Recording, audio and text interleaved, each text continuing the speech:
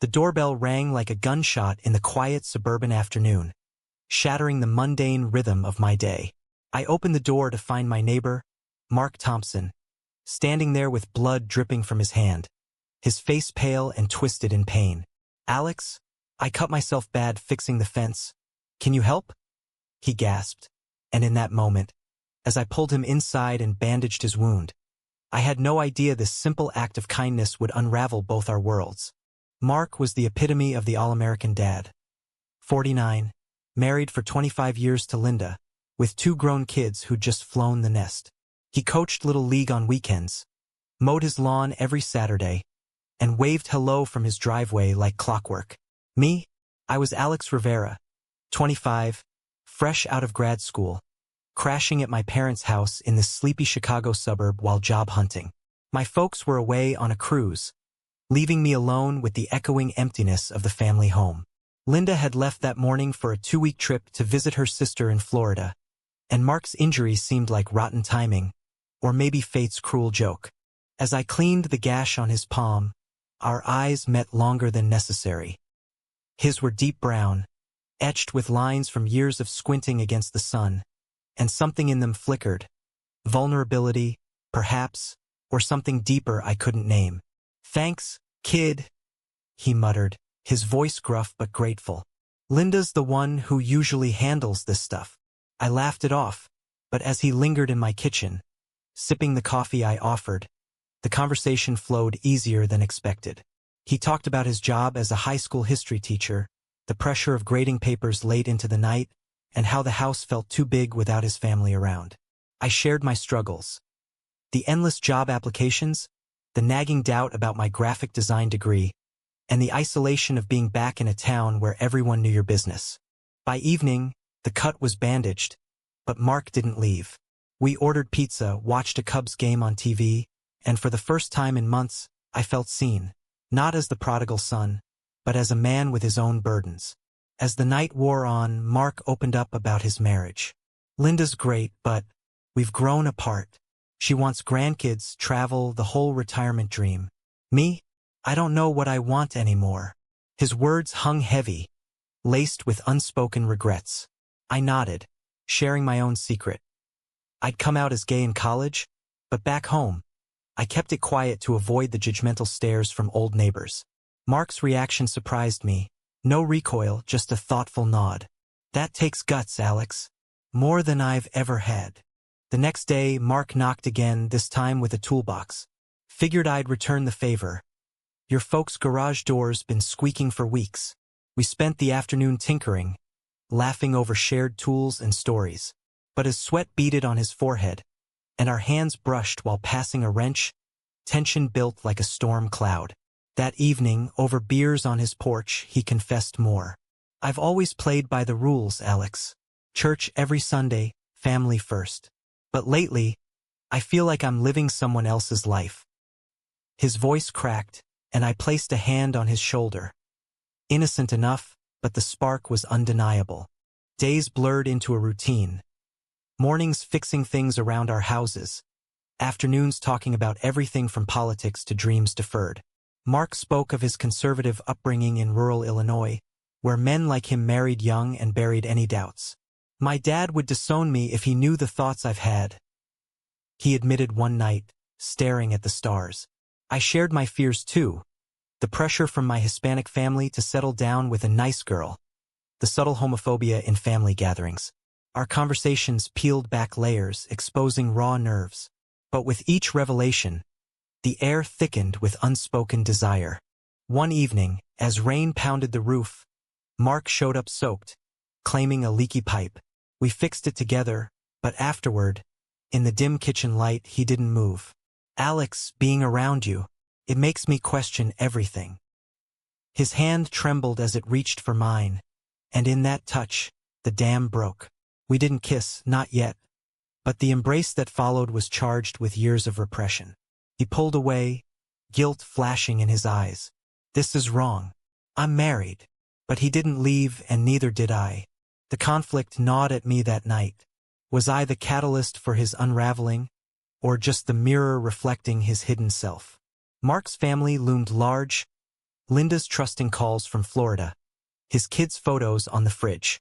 Society's expectations pressed in. In this neighborhood, men like Mark didn't stray, especially not with someone like me. Yet, the pull was magnetic, drawing us into a web of stolen moments. By the end of the first week, our help sessions had evolved into confessions that blurred lines between friendship and something forbidden. Mark's internal battle raged, loyalty to his vows versus the authenticity he craved. And me, I wrestled with the morality of it all, knowing one wrong step could shatter lives. The tension mounted, each day a step closer to the edge. Mark's phone buzzed incessantly the next morning. Linda checking in, her voice cheerful through the speaker. He answered with forced enthusiasm, describing mundane chores while I sat across the table, heart pounding. "Love you too," he said before hanging up, his face crumpling like paper. "What am I doing, Alex? This isn't me." But it was, and we both knew it. The guilt twisted inside him like a knife. Yet he kept coming back, drawn by the freedom our talks offered. That afternoon, we drove to a nearby park, away from prying eyes.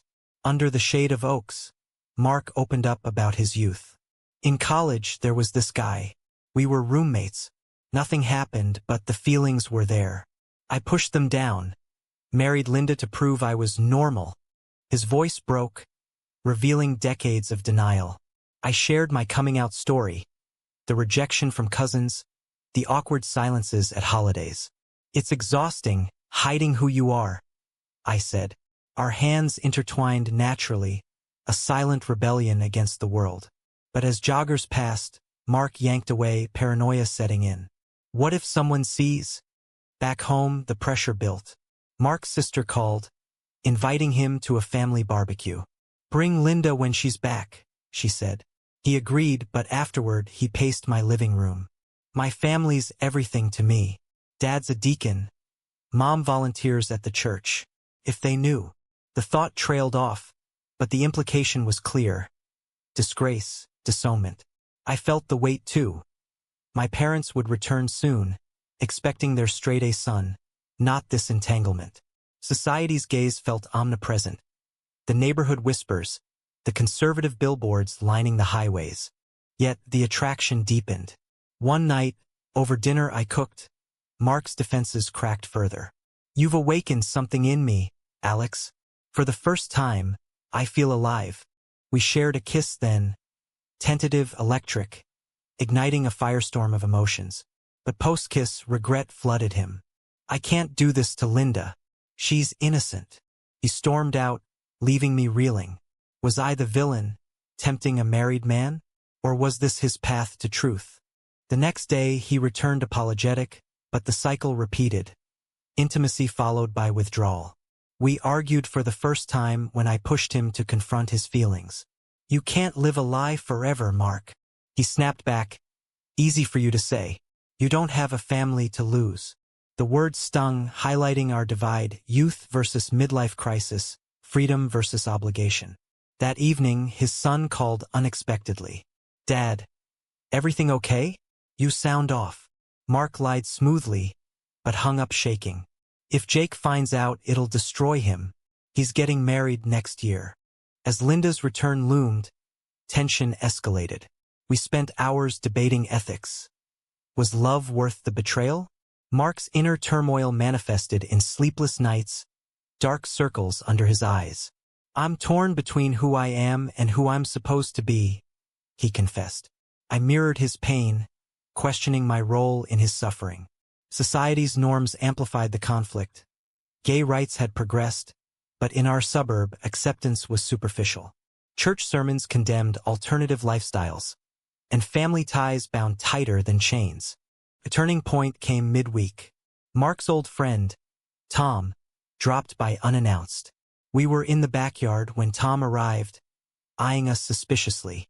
"Who's this?" he asked. Mark introduced me as the neighbor kid helping out. Tom's jokes about manly chores grated, but Mark laughed along, masking his discomfort. After Tom left, Mark exploded. "See? That's the world I live in, expectations, judgments. We clashed again, me urging honesty, him defending stability. You think coming out is easy? It could cost me my job, my friends. The argument ended in tears, but reconciliation followed, deepening our bond. Yet, the stakes rose. Linda texted about cutting her trip short. Panic set in. We have to stop, Mark said, but his actions contradicted. Lingering touches, stolen glances. My own family pressures mounted. A cousin messaged, setting up a blind date with a girl. Time to settle down, Alex. The irony burned. By week's end, betrayal loomed. Mark confided he'd been researching online. Support groups for late bloomers, stories of shattered marriages. Some end in divorce, others in misery. We weighed options, but no path seemed right. The drama intensified, each decision a potential landmine. Mark's moral compass spun wildly. Duty to Linda versus self-truth. Mine did too, empathy for his pain versus the wrongness of secrecy. As rain fell again, we sat in silence, the storm outside mirroring our inner chaos. The high-wire act couldn't last. Something had to give. Linda's early return announcement hit like a bombshell. She was flying back in 3 days due to a family emergency with her sister. Mark's face drained of color as he read the text. This is it, Alex. We end now. But his resolve crumbled that night when he showed up at my door, eyes red from crying. I can't let go. Not yet. We talked until dawn, dissecting the Malthwan Dao Duk. His vows promised fidelity, but did they account for a lifetime of suppression? The next day we ventured out, driving to a distant coffee shop to avoid recognition. There, amid strangers, Mark held my hand under the table. A small act of defiance that thrilled and terrified him. This feels right, but everything else screams wrong. Back in the car, he shared childhood memories. Bullying for being soft. His father's harsh lessons on manhood. I married Linda to escape that shadow. I countered with my own scars, high school taunts, the fear of never fitting in. Our shared pain forged a deeper connection, but it came at a cost. That afternoon, crisis struck. Mark's daughter, Emily, called in tears. Her fiancé had cheated. How could he betray me like that? She sobbed. Mark consoled her, his voice steady, but after hanging up, he shattered. I'm no better than him. Hypocrite. The irony crushed him, amplifying his guilt. He lashed out at me. You pushed me into this. I fired back. You chose to stay. The fight escalated, words like weapons, accusations of selfishness, manipulation. But beneath the anger lay fear. Of loss, exposure, regret. Reconciliation came slowly. We apologized, acknowledging the mess we'd created. Mark admitted, I've never felt this way about anyone. Not even Linda in the beginning. The confession hung heavy, a betrayal in itself. As night fell, we discussed consequences. Divorce would devastate his kids, alienate his family. Mom would have a heart attack, he said. Society's lens sharpened the pain. Media stories of midlife crises ending in scandal, community shunning. In our town, church and family were pillars. Toppling them meant isolation. My internal struggle mirrored his. Was I enabling destruction or facilitating liberation? Friends from college texted, sensing my distraction. You okay, man? I lied, burying the truth. The pressure cooker intensified when Mark's principal emailed about a parent complaint. Nothing related, but it heightened his paranoia. If rumors start, we brainstormed escapes. Secret meetings, but that felt sleazy. Honesty, too risky. Pivotal moment arrived the following evening. We attended a local event anonymously, a pride fundraiser in the city. Mark, disguised in a hat and sunglasses, watched couples openly affectionate. Envy and longing etched his face. That's what I want, he whispered. But on the drive home, reality crashed in. A neighbor spotted us leaving town. Was that Mark Thompson? The text to him read. Panic ensued. We have to lie low. But the damage was done. Suspicion brewed. The next day, confrontation brewed at home. Mark's brother stopped by, sensing turmoil. You look like hell? Bro, marriage troubles? Mark deflected, but the probe unnerved him. Alone later, he broke down. I'm losing everything for what? A fling? I insisted it was more, but doubt crept in. Our debates turned philosophical. Is self-discovery worth collateral damage? Mark's faith clashed. Bible verses he'd memorized condemned his desires. God forgive me, he murmured. As Linda's flight neared, decisions loomed. Mark toyed with confession, drafting emails he never sent. She deserves the truth, but fear won. I pushed for therapy, but he resisted. Too public. The tension peaked in a heated exchange. Choose, Mark, your life or this. He stormed out, leaving me in limbo. That night, alone, I questioned my motives. Was it love or thrill? Society's double standards graded. Straight affairs forgiven. But this? Taboo. The emotional toll mounted. Sleepless nights. Lost appetite. Mark returned the next morning, resolute. One more day. We spent it in quiet reflection, tracing the path that led here. But underlying it all was the inexorable pull toward climax. The knowledge that choices would demand payment.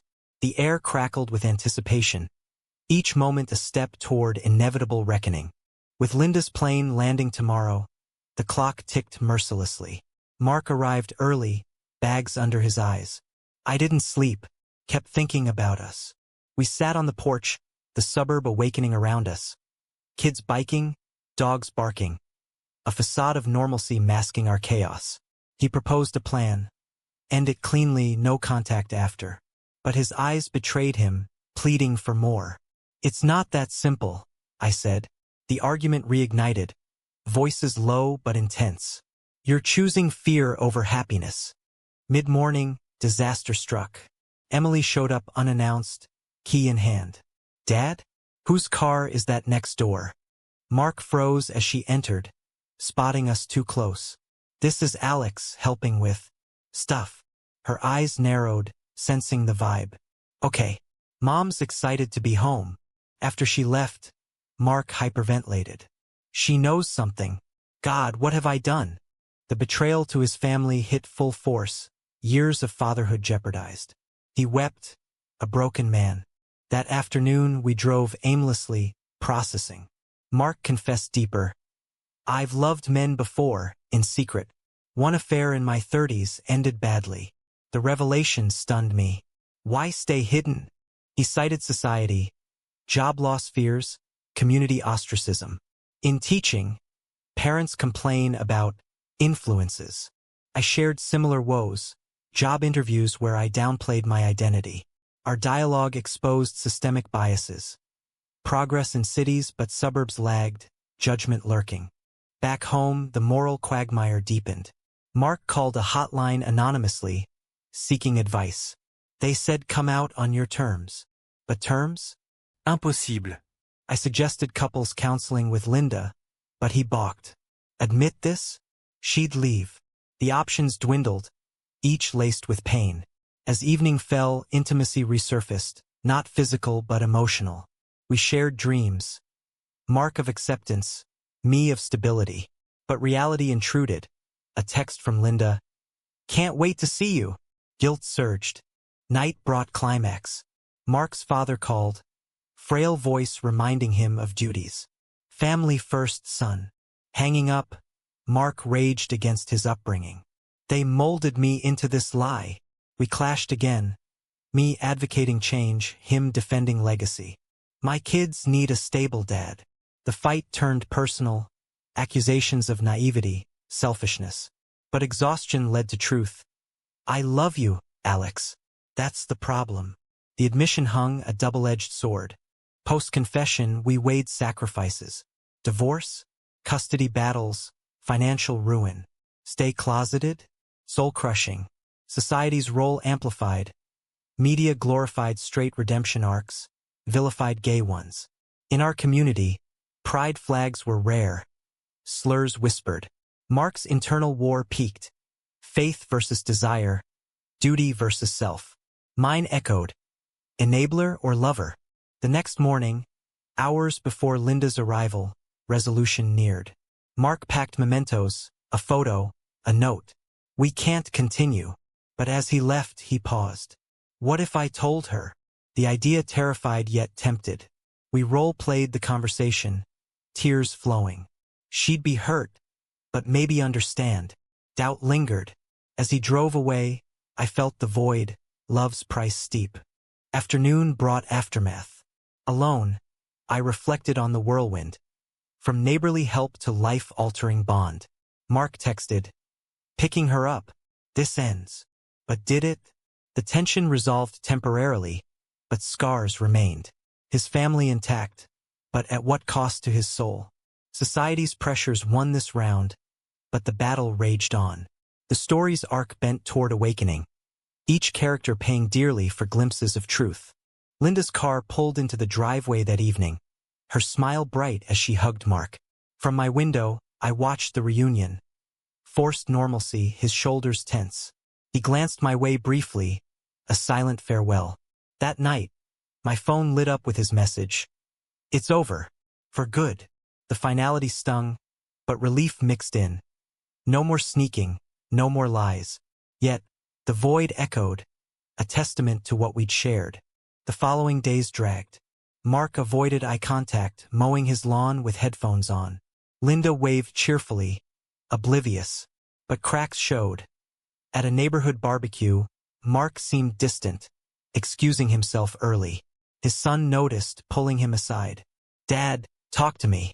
Mark brushed it off, but the facade strained. Internally, he wrestled, nights staring at the ceiling, questioning his path. Did I choose wrong? He later confided in a secret call. My own reckoning came swiftly.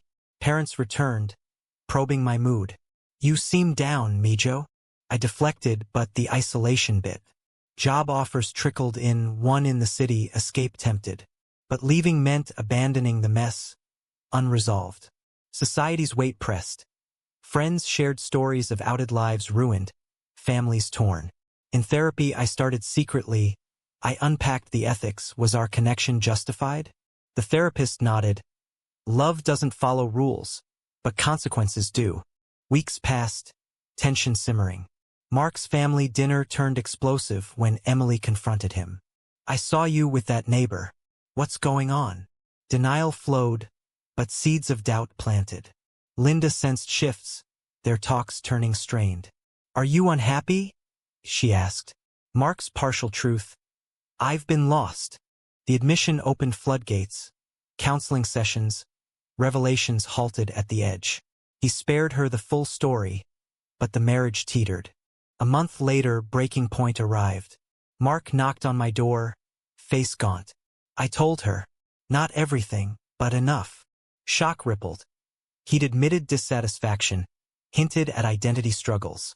Linda reacted with hurt, anger, therapy prescribed, but separation loomed. She's moving to her sister's, he said. The kids reeled. Jake supportive but confused, Emily furious. You lied to us. Family ties frayed, church friends distanced. Mark's job hung by a thread. Rumors swirled. Society's backlash hit hard. Anonymous notes in the mailbox, stares at the grocery store. Faggot scrawled on his car one night, hates ugly face. But amid pain, awakening bloomed. Mark joined a support group, embracing his truth. It hurts, but I'm free. We reconnected platonically, boundaries firm. You saved me, Alex, he said. But salvation came dear. Divorce papers, custody arrangements, financial strain. My path diverged. I took the city job out and proud. Family accepted gradually, though tensions lingered. Looking back, the drama's lessons etched deep. Authenticity's cost, betrayal's sting, society's slow evolution. Mark rebuilt, dating openly eventually, but scars remained. Lost friendships, strained kinships. In the end, lives reshaped by choices fraught with debate. Was the pursuit of self-worth the upheaval, or could repression have been kinder? The question lingers, inviting judgment. Is it right to upend a stable life for hidden truths, or does duty demand sacrifice?